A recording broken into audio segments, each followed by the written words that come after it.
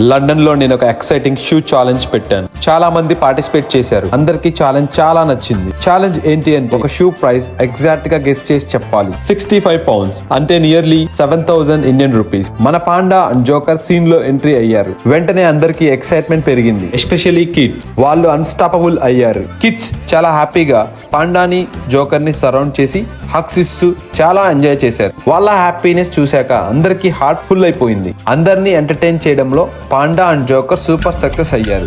Every moment memorable గా మారిపోయింది. Challenge start చేశాం.